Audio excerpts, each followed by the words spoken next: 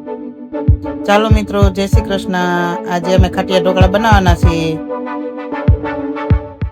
આપણું ખાટિયા ઢોકળાનું બેટર તૈયાર થઈ ગયું છે। તો આ રીતનું જ રાખવાનું છે, બહુ ઘાટું નહીં બહુ પતલું નહીં। 2 ગ્લાસ છાશ નાખી છે અને ગરમ પાણી નાખ્યું છે। 1 ચમચી હળદર નાખી છે અને એકદમ સરસ એક જ સાઈડ હલાવવાનું। એક સાઈડ હલાવી અને આ રીતનું રાખીને અને ઢાંકીને મૂકી દેવાનું છે। ઢાંકી દીધું।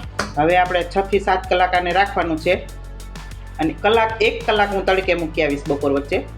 ત્યાર પછી સાંજે આપણે ખાટિયા ઢોકળા બનાવશું।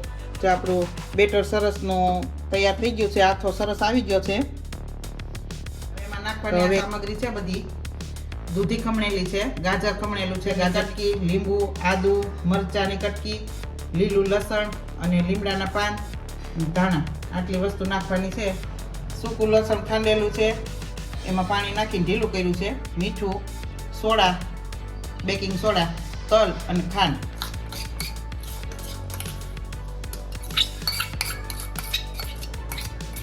તલ, ખાંડ,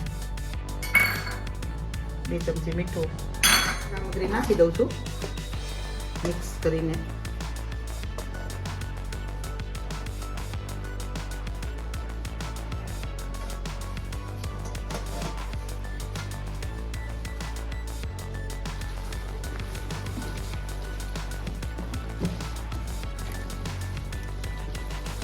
અમારે ખાટિયા ઢોકળામાં મસાલા વધારે હોય, તો આવા ઢોકળા કોણ બનાવે છે મને કોમેન્ટ કરીને કહેજો। એક જ સાઈડ હલાવવાનું છે આમ।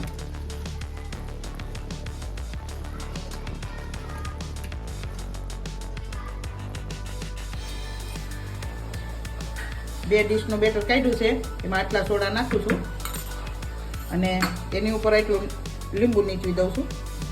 થોડુંક જ નીચવવાનું, એક સાઈડ હલાવવાનું આમ 5 મિનિટ હલાવવાનું।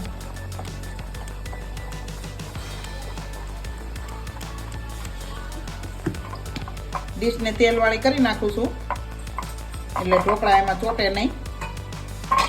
2 ડીશું તેલવાળી કરી નાખવાની, પછી જ નાખવાના ઢોકળા।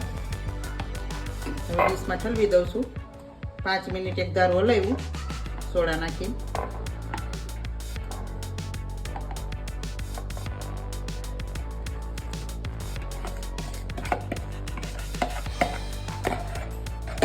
ચટણી વેરું છું, પાણી નાખીને એકદમ ઢીલી કરી નાખી છે।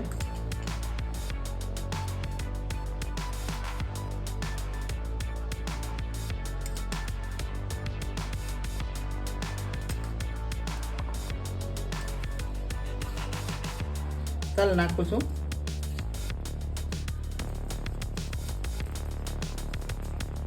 હવે ધાણા નાખું છું।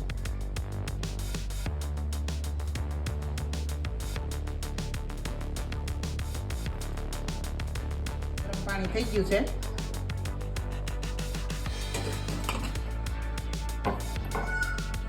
2 ડીશ મૂકી દઉં છું।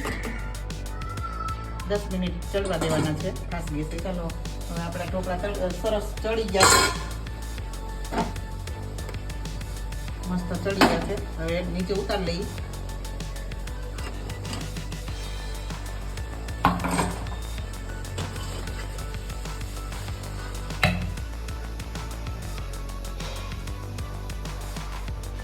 આપણા ઢોકળા તૈયાર છે, ખાટિયા ઢોકળા જો બની ગયા ને મસ્તના પોચા રૂ જેવા એકદમ સરસ।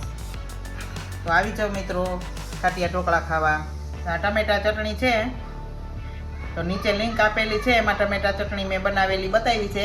તો એ ચટણી સાથે તમે સર્વ કરી શકો છો ખાટિયા ઢોકળા।